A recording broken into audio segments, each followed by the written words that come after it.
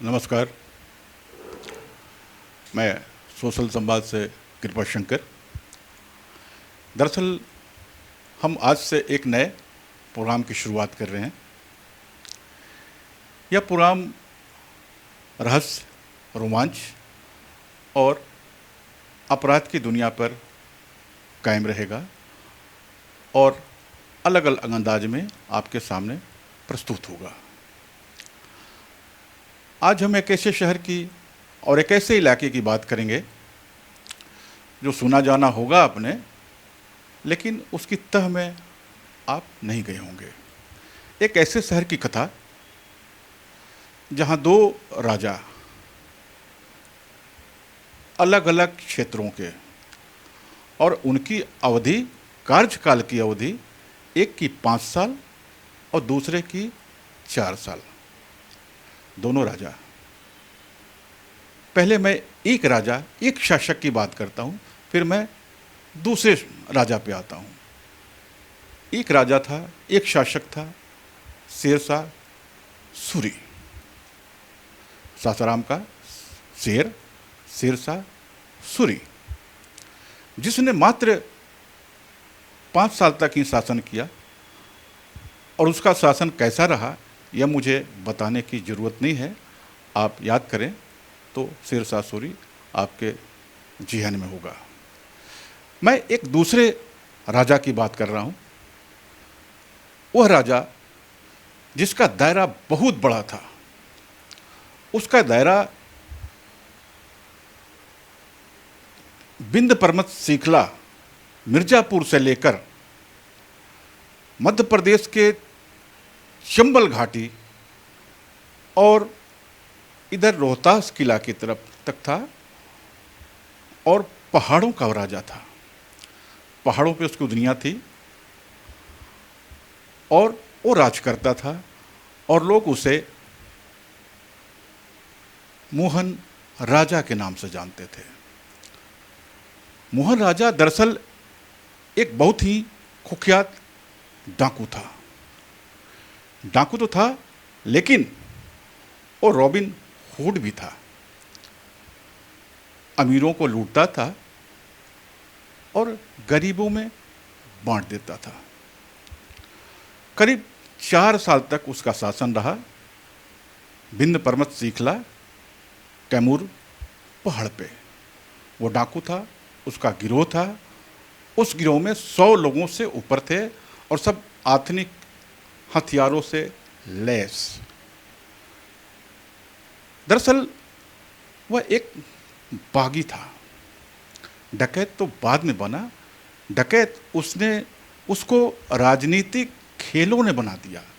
वह तो एक बागी था और उसने बार बार यह कहा कि मेरी जो लड़ाई है वो एक दबंग जाति से है और पुलिस से है, बाकी लोगों से हमारी लड़ाई नहीं है। उसका बहुत बड़ा गैंग जो उसका दायरा था, उस दायरे में कभी चंद्रकांत संतप्ति जैसी कहानियां लिखी गई। देवकीनंदन खत्री ने उस इलाके पर कहानी लिखी 14 खंडों में उपन्यास चंद्रकांत संतप्ति, जहां उसने चंद्रकांता की प्रेम कहानियां लिखी और उसमें बहुत सारे पात्र आए, आपने देखे होंगे। उसमें यकू भी आए होंगे, लेकिन मैं यकू की बात नहीं कर रहा है। मैं दरअसल एक डाकू की बात कर रहा हूं और वो डाकू मोहन बिंदी है। वह ससराम से मात्र और मात्र 5 किलोमीटर दूर जो शेरशाह का रोजा है, मकबरा है, उससे मात्र 5 किलोमीटर दूर उसका गांव है। गांव का नाम मलाव है। बगल में सिकरिया गांव है। पहाड़ के नीचे गांव है। कैमूर पर्वत श्रृंखला के नीचे उसका गांव है। वो बहुत ही गरीब परिवार से था। उसके ऊपर इतने शोषण हुए दबंग जातियों का कि वो बागी हो उठा। और उसका जो गुरु था वो था रमाशीष बिंद, जो पहले से ही कैमूर पर्वत पे जिसका गैंग था डाकुओं का, वो लूटता था और अपना गैंग चलाता था। उसका एक चेला बन गया और चेला बनते ही फिर इसके अंदर ऐसे ऐसे करिश्माई व्यक्तित्व थे, करिश्माई खेल थे, इसका नेतृत्व ऐसा था कि वह फिर उस गैंग का लीडर बन गया। 100 लोगों से ऊपर थे और बहुत ही कुख्यात था। और उसका जो ताना बाना था वो राजधानी पटना तक था। राजधानी के नेता, सांसद, स्थानीय विधायक सब उसके संपर्क में थे। वजह कारण यह कि कैमूर पर्वत श्रृंखला, जो मैंने इलाका बताया, जो क्षेत्र हमने आपसे जिक्र किया, वहाँ काफ़ी खदानें हैं, काफ़ी वन संपदा है और वहाँ का जो बीड़ी पत्ता केंदू का कारोबार है, तेंदू का कारोबार, वो भारत का सबसे अच्छा केंदू पत्ता माना जाता है, जिसका निर्यात किया जाता है बाहर के हिस्सों में। उस पे उसका राज था, पैसे खूब आते थे। उस समय डेहरी ऑन सोन के बगल में डालमिया नगर फैक्ट्री चला करता था। तिलौथू से आगे अमझोर सीमेंट फैक्ट्री था, खाद का फैक्ट्री था, और बंजारी में सीमेंट का फैक्ट्री था। यहाँ से उसको पैसे खूब मिलते थे, क्योंकि उसकी रंगबाजी थी, उसकी तोती बोलती थी। बाद के दिनों में ये सब तमाम जिसका मैंने जिक्र किया सब बंद हो गए, लेकिन उसका इनकम का जरिया बंद नहीं हुआ। वो पहाड़ को लूटता रहा, लोगों में बांटता रहा, और उसकी लड़ाई दबंग जातियों से थी, पुलिस से थी। कई बार भिड़ंत भी हुई, लेकिन उसने हर बार लोगों को चकमा दिया। गोलियां चलाता था, गोलियां चलाने में उस्ताद था, लेकिन अभी तक जो उसके फोटोग्राफ उपलब्ध हुए हैं उसके अनुसार उसने बंदूक कभी नहीं छुई। वह एक डंडे पे काम करता था, एक रूल पकड़कर चलता था, बाकी लोग उसके साथ होते थे। उसकी घेराबंदी अजीब होती थी। उसकी हाँक, जैसे जंगल में पहले हाँक लगती थी और शेर घेरा जाता था, और शेर को घेरने के बाद मारा जाता था, बंद किया जाता था, पकड़ा जाता था, वैसे उसकी घेराबंदी थी मोहन बिंद की। उसने, यह जिक्र है, साल मैं बता दूं आपको, 80 से 90 के बीच का मामला है। 80 से 90 के बीच का मामला है। और उस दौरान 4 साल में उसने एक बार ऐसा ही शिकार किया, और वो शिकार किया दबंग जातियों का। पहाड़ के नीचे गांव है चोरबड्डी आलम, उनके दबंग जातियों का शिकार किया, और उसने पूरे घेर कर 5-6 दबंग जातियों को दीन दहाड़े ही उसने गोलियों से मार दिया। यह बता दें कि वह गांव बहुत ही दबंग है और वहाँ काफ़ी बंदूकें हैं, लेकिन उसकी जो घेराबंदी थी, उस घेराबंदी के आगे दबंग जातियाँ नहीं टिक पाई, और उसने खूनी खेल खेला और पहाड़ पे निकल गया। इसके बाद तो पूरे बिहार में आग लग गई। उस समय 4-5 हत्याएं बहुत बड़ी हत्याएं मानी जाती थी। उस समय कांग्रेस की सरकार थी, विंध्याचल दुबे मुख्यमंत्री हुआ करते थे। और जब राजनीति की घुसपैठ हुई, राजनीति की जब घुसपैठ हुई और जब उसको घेरने की, मोहन बिंद को घेरने की प्लानिंग जब पटना में होने लगी, उसका एक नेतृत्व आप समझ लें कि एक बार आईपीएस अधिकारी किशोर कुणाल के भी जिम्मे आया था, लेकिन किशोर कुणाल भी उस तक पहुंचने में सफल नहीं हो पाए थे। उसके आका बड़े बड़े थे। उसका एक जो मेन जो सलाहकार था, वो एक स्थानीय विधायक का भाई था, जो बंजारी सीमेंट फैक्ट्री में काम करता था। वो उसका सलाहकार था। और वह जासूसी का भी काम करता था। उस जासूस के माध्यम से, उसके सलाहकार के माध्यम से मोहन बिंद के कार्यकाल में सिर्फ एक ही व्यक्ति, एक ही पत्रकार उस तक पहुंच पाया था, और वे थे माया के ब्यूरो चीफ, बिहार माया ब्यूरो के ब्यूरो चीफ विकास कुमार झा। और साथ में कैमरामैन थे कृष्ण मुरारी किशन, वो भी बिहार के बड़े बड़े कैमरामैन थे। वे दोनों पहुंच पाए पहाड़ियों पर चढ़ के उस बिचौलिया के माध्यम से, और उन्होंने एक लंबा चौड़ा इंटरव्यू लिया, लेख लिखा, और माया पत्रिका मैं जिक्र कर रहा हूँ कि कवर स्टोरी बनी, और काफ़ी बिहार उत्तर प्रदेश हिंदी पट्टियों में उस रिपोर्ट पे बवाल हुआ। बाद के दिनों में माया ने मुझे, विकास कुमार झा ने मुझे यह जिम्मा दिया कि आप मोहन बिंद के परिवार पर लेख लिखें, मोहन बिंद के परिवार पर रिपोर्ट बनाएं और माया को दीजिए। मैंने उस पर रिपोर्ट लिखी। मैं उनके गांव मलाव गया, पहाड़ पे गया, मैंने मुलाकात की, बातें की, फोटोग्राफी की, और फिर माया में वो छपी।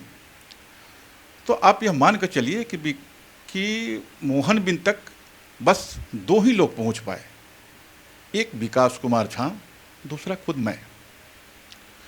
बाकी वह लोगों के संपर्क में नहीं आ पाया। बहुत ही दिलेर, अब चूंकि डाकू था इसलिए मैं नहीं कह पाऊंगा कि वह अनुशासन प्रिय था। वह शेर था,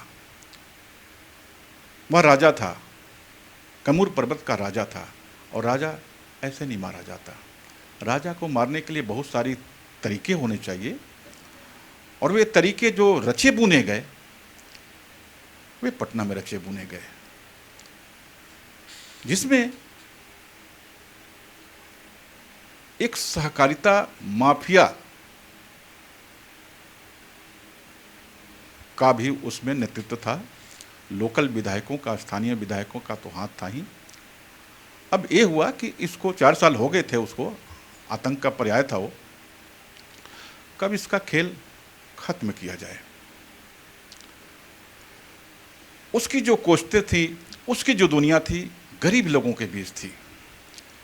लेकिन पटना के, राजधानी पटना के राजनीतिक हलकों में जब यह घेराबंदी होने लगी कि मोहन बिंद को अब घेर लिया जाए, अब उसकी कहानी खत्म कर ली जाए, लेकिन वो खत्म होने वाली शख्सियत नहीं थी। फिर समतल से, पटना से उसके पास पैसे पहुंचने लगे। उसको पैसे की ज़रूरत थी, गैंग लंबा चौड़ा था, तो जाहिर सी बात है कि पैसे की ज़रूरत होती है। अब उस पर दबाव यह पड़ने लगा कि आप हमारी राजनीतिक सहभागिता करो, हमारा सहयोग करो, हमारे जो लोग चुनाव में खड़े होते हैं उनका सहयोग करो और उनको जितवाओ। मोहन बिंद और गैंग को पैसे की ज़रूरत थी, पटना से पैसे आने लगे, वह पटना के जाल में फंसने लगा, और पटना ने ऐसा रचा बुना कि एक रात जब वह कहीं किसी गांव में, कैमूर पर्वत श्रृंखला के गांव में आराम फरमा रहा था, और लोग उसके चारों तरफ फैले हुए थे, कुछ लोग उसके पैर भी दबा रहे थे, बंदूकें आसपास सब पड़ी हुई थी। उसका ही खास आदमी राम गहन यादव और चंद्रबिंद सिंह, उसका खास आदमी, दोनों ने बंदूकें उठाई जो मोहन बिंद के आसपास, खाट के आसपास रखी थी, और मोहन बिंद जब झपकी लेने लगा रात को, उसके सीने में सटाकर गोलियां दाग दी गई। मोहन बिंद उप भी नहीं कर सका और उसकी मौत हो गई उसी खाट पे। खेल यहीं तक नहीं रुका, फिर ये दोनों चिल्लाने लगे, रामगहन महतो और चंद्रबिंद, कि पुलिस ने गोलियां चलाई हैं, भागो भागो भागो। चूंकि गैंग उसका चारों तरफ से घिरा हुआ था, पुलिस उस तक नहीं पहुंच सकती थी, लेकिन भागो भागो की आवाज़ें जब आई, दोनों ने लगाना शुरू किया मोहन बिंद को मारने के बाद, तो रात के अंधेरे में, बियाबान रात के अंधेरे में, जंगल में मोहन बिंद के साथी सब इधर उधर भागने लगे। जिसको जहां मौका मिला भागा, और ये दोनों उसके मोहन बिंद के जो साथी, विश्वसनीय साथी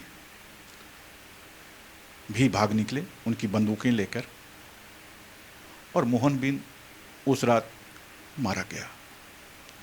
एक राजा की मौत हुई, एक डाकू की मौत हुई, और एक रॉबिन हुड शख्सियत की मौत हुई। वे जानते हैं आप, वे दोनों कौन थे जिन्होंने मोहन बिंद के सीने में गोलियां उतार दी? दरअसल वे जासूस थे। वे पटना की राजनीतिक गलियारों के शूटर थे, जिनको मोहन बिंद के गैंग में शामिल कराया गया था। मोहन बिंद मरने वाला व्यक्तित्व तो नहीं था, क्योंकि लोग उसको चाहते थे, हर आदमी उसको चाहता था, हर आदमी उसका सहयोग करता था। मोहन बिंद था, राजा था, सचमुच में राजा था, रॉबिन हुड था। लेकिन जब आप मिली भगत करते हैं, जब आप एक जासूस बनाते हैं, जब एक आप विश्वासघाती बनाते हैं, तो कुछ भी हो सकता है। मोहन बिंद भी मारा जा सकता है, कोई भी मारा जा सकता है। बाद के दिनों में दोनों, जिन लोगों ने मोहन बिंद को गोलियों से छलनी कर दिया था, भाग गए, उनको बिहार पुलिस में नौकरियां दी गई। इस तरह से इस खेल में एक राजा मारा गया, एक डाकू मारा गया, एक रॉबिन हुड मारा गया। इसका कार्यकाल मात्र 4 साल का रहा। इसकी तूती मात्र 4 साल ही बोल पाई। ठीक वैसे ही जैसे उसी शहर का शासक शेरशाह सूरी मात्र 5 साल ही सफल शासन कर पाया, और दूसरी तरफ एक डकैत मोहन बिंद अपने 4 साल को ही पूरा कर पाया और अंजाम दे पाया। शायद वैसा डाकू उस क्षेत्र में नहीं हुआ, बाकी डाकू हुए, लेकिन मोहन बिंद जैसा डाकू कोई पैदा नहीं हुआ। क्योंकि मोहन बिंद सिर्फ डाकू नहीं था, एक बागी था। उसकी लड़ाई अलग किस्म थी, आम आदमी की लड़ाई थी। शुक्रिया।